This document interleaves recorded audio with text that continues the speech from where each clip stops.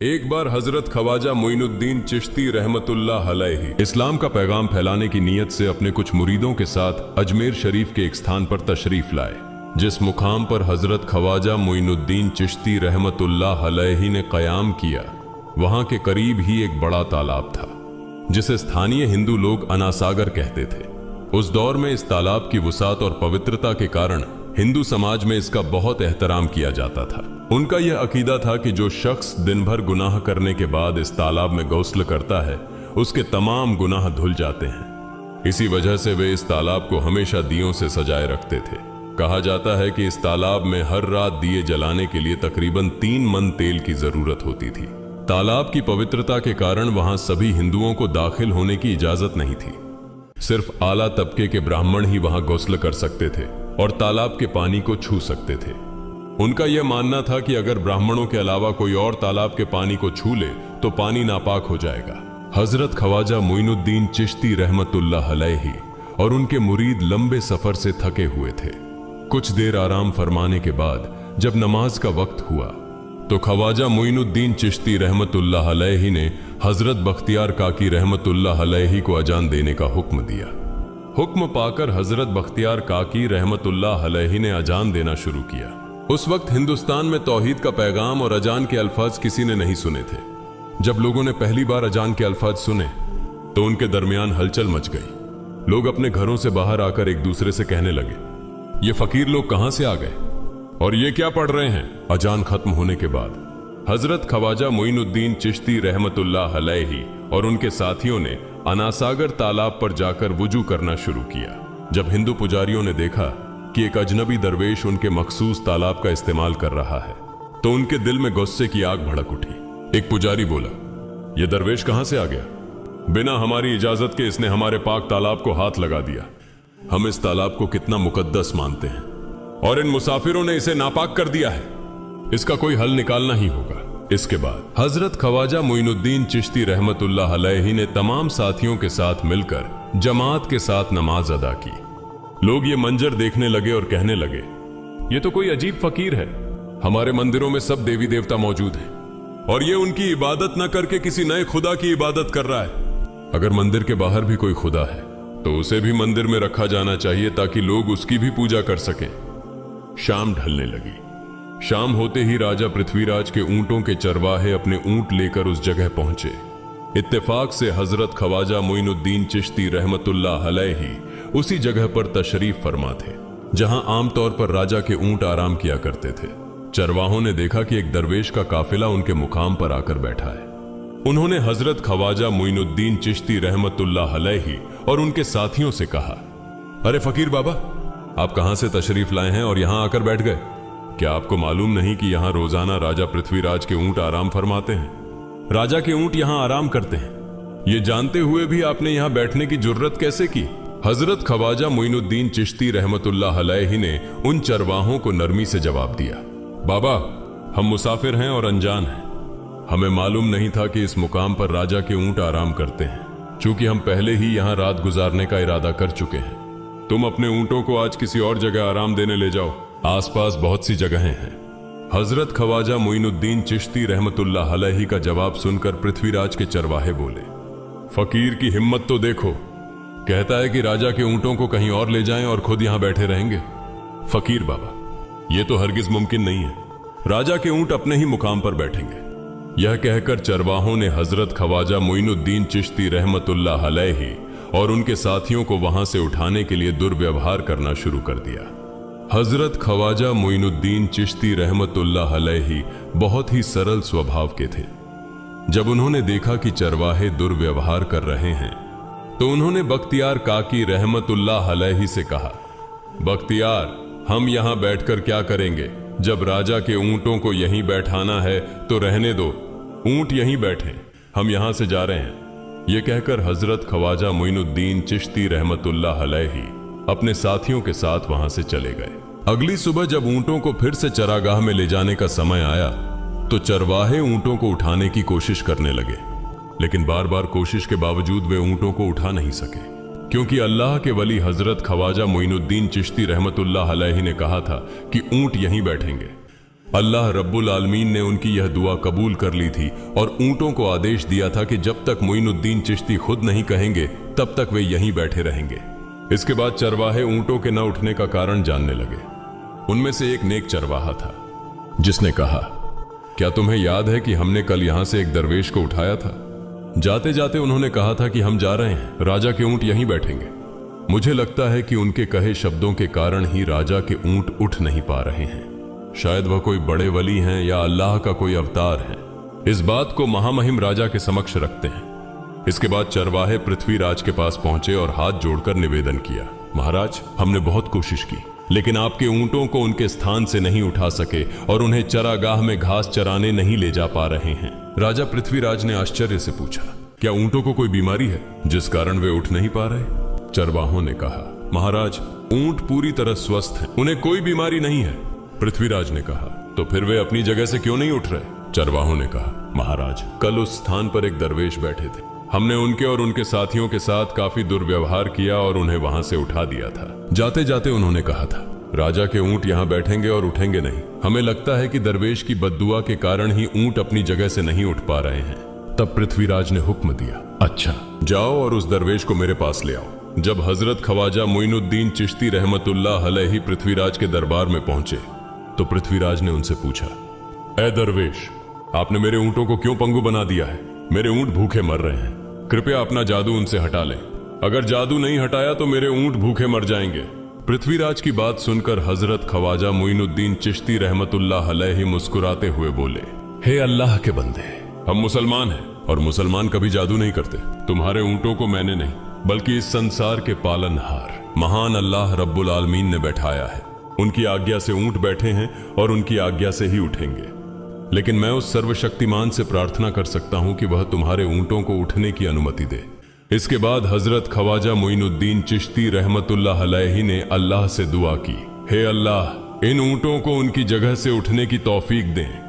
हजरत ख्वाजा मोइनुद्दीन चिश्ती रहमतुल्लाह अलैहि की दुआ करते ही चरवाहों ने देखा कि ऊंट अपनी जगह से उठकर चरागाह की ओर बढ़ने लगे। यह दृश्य देखकर चरवाहे चकित रह गए और हजरत ख्वाजा मोइनुद्दीन चिश्ती रहमतुल्लाह अलैहि की करामत की खबर पूरे अजमेर में फैल गई। जैसे जैसे हिंदुओं के बीच हजरत ख्वाजा मोइनुद्दीन चिश्ती रहमतुल्लाह अलैहि की करामत की बातें फैलने लगीं और इस्लाम की महानता उनके सामने प्रकट होने लगी, मंदिर के पुजारी भयभीत हो गए। वे सोचने लगे, अगर यही चलता रहा तो सभी हिंदू मुसलमान बन जाएंगे। तब वे पृथ्वीराज के पास पहुंचे और निवेदन किया, महाराज, ये दरवेश हमारे राज्य में अशांति फैला रहे हैं। यदि आपने अभी इनका कोई उचित समाधान नहीं निकाला तो ये दरवेश सभी हिंदुओं को मुसलमान बना देंगे और तब हमारे देवताओं की पूजा करने वाला कोई नहीं बचेगा।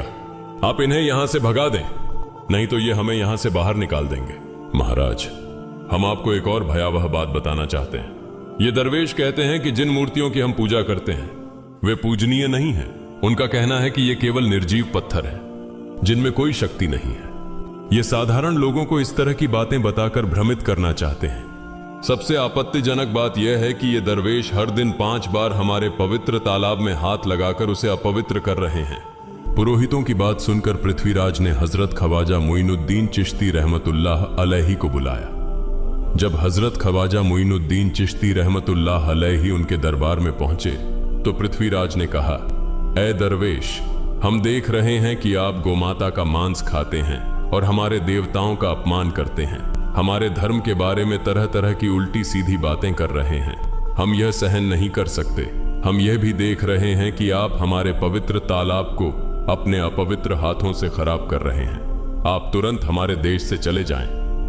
हजरत ख्वाजा मोइनुद्दीन चिश्ती रहमतुल्लाह अलैहि ने कहा, बाबा, हम लोग तो केवल वुजू करते हैं, नहाते नहीं। अगर पूरी देह के स्पर्श से आपके तालाब का पानी खराब नहीं होता है तो केवल हमारे हाथ और चेहरे के पानी से तालाब अपवित्र कैसे हो सकता है? यह सुनकर पृथ्वीराज ने कहा, वे सभी लोग हमारे धर्म के हैं जबकि तुम लोग कहीं और से आ गए हो। तुम हमारे धर्म के नहीं हो, इसलिए तुम्हारे हाथ लगाने से हमारा तालाब अपवित्र हो जाता है। तब हजरत ख्वाजा मोइनुद्दीन चिश्ती रहमतुल्लाह अलैहि ने कहा, अच्छा बाबा, हम अब आपके तालाब के पानी को हाथ नहीं लगाएंगे, लेकिन हमें पानी की जरूरत है तो हम चाहते हैं कि केवल एक बर्तन में पानी ले लें। पृथ्वीराज ने कहा, ठीक है, तुम पानी ले सकते हो, लेकिन तुम्हारा बर्तन तालाब में लगे। तुम्हारे हाथ नहीं। अगर तुम्हारे हाथ स्पर्श करें तो हम इसके खिलाफ सख्त कार्रवाई करेंगे। राजा के साथ सहमति के बाद हजरत ख्वाजा मोइनुद्दीन चिश्ती रहमतुल्लाह अलैहि ने अपने मुख्य खलीफा बख्तियार काकी रहमतुल्लाह अलैहि से कहा, बख्तियार जाओ और राजा के तालाब से एक बर्तन में पानी ले आओ, लेकिन बहुत सावधानी से पानी लेना ताकि तुम्हारा हाथ तालाब के पानी को छू न सके। बख्तियार काकी रहमतुल्लाह अलैहि हजरत ख्वाजा मोइनुद्दीन चिश्ती रहमतुल्लाह अलैहि के आदेश का पालन करते हुए आना सागर से पानी लेने गए। उन्होंने बर्तन को तालाब में डुबोया और उनका हाथ पानी को नहीं छू सका, क्योंकि चमत्कारवश पूरा तालाब एक छोटे बर्तन में समा गया। आना सागर पूरी तरह से सूख गया और उसकी तली में केवल सूखी रेत दिखाई देने लगी। जब पुरोहितों ने देखा कि उनके पवित्र तालाब में एक भी बूंद पानी नहीं बची है और वह मरुस्थल की तरह सूख गया है, तो वे घबराते हुए राजा पृथ्वीराज के पास गए और बोले, महाराज, यह तो भारी संकट हो गया है। पृथ्वीराज ने पूछा, क्या हुआ? पुरोहितों ने कहा, उस दरवेश ने हमारे पूरे तालाब का पानी ले लिया है। अब हमारे पवित्र तालाब में एक बूंद भी पानी नहीं है। अगर इस तालाब में पानी नहीं होगा तो हम अपने पापों का प्रायश्चित कैसे करेंगे? दूर दूर से हजारों हिंदू लोग इस तालाब में स्नान करने आते हैं ताकि वे अपने पाप धो सकें। अगर पानी नहीं रहेगा तो वे यहां आना बंद कर देंगे, जिससे हमारा बड़ा नुकसान होगा और अजमेर की मान मर्यादा मिट्टी में मिल जाएगी। पृथ्वीराज गहरे विचार में पड़ गए। वे हजरत ख्वाजा मोइनुद्दीन चिश्ती रहमतुल्लाह अलैहि के खिलाफ कोई कठोर कदम उठाने से झिझक रहे थे, क्योंकि उन्हें आशंका थी कि अगर उन्होंने दरवेश के खिलाफ सैनिक भेजे और दरवेश ने सैनिकों पर भी जादू कर दिया तो उनकी परेशानी और बढ़ जाएगी। इसलिए उन्होंने कहा, तुम लोग जाओ और उस दरवेश को मेरे पास बुलाकर लाओ। मैं देखता हूं कि वह क्या चाहता है।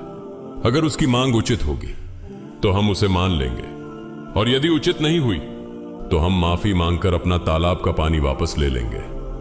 जब हजरत ख्वाजा मोइनुद्दीन चिश्ती रहमतुल्लाह अलैहि पृथ्वीराज के दरबार में पहुंचे तो पृथ्वीराज ने कहा, ऐ बाबा, आपने हमारे तालाब का सारा पानी ले लिया है। हम अपने पापों का प्रायश्चित कैसे करेंगे? पूरे दिन के पाप हम इस तालाब में स्नान करके धोते हैं।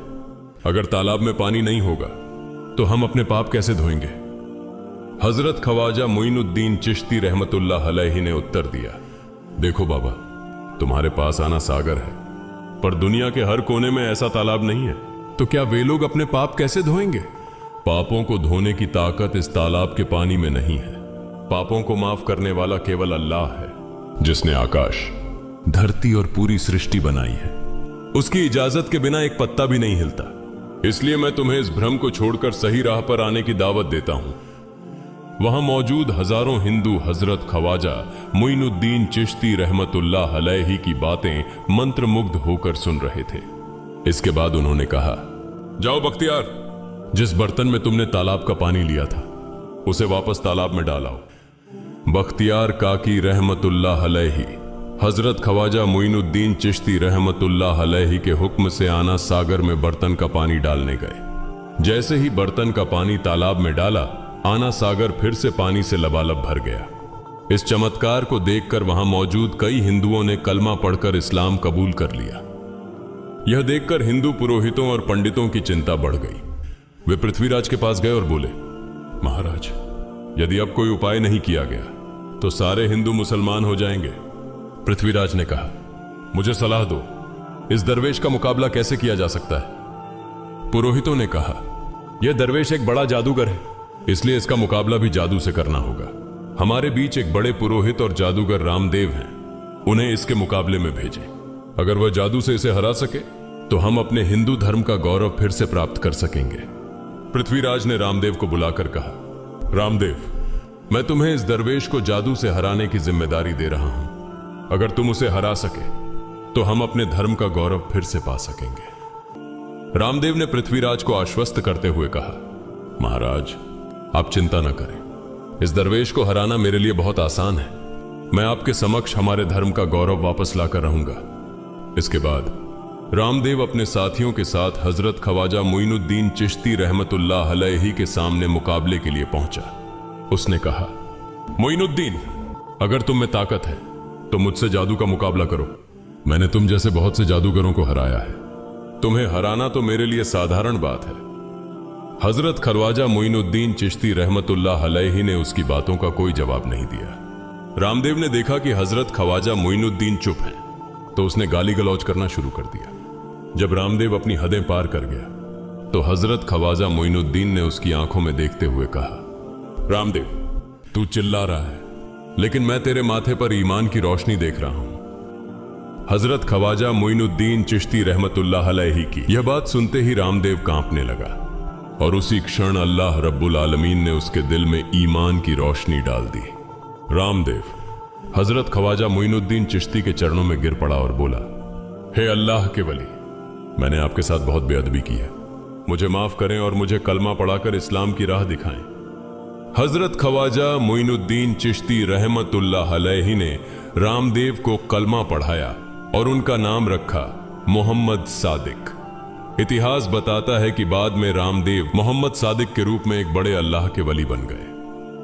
प्रिय पाठकों, सोचें, जो रामदेव हजरत ख्वाजा मोइनुद्दीन चिश्ती को पराजित करने आए थे, वही अब उनके हाथ में हाथ देकर इस्लाम की शांति की छांव में आ गए।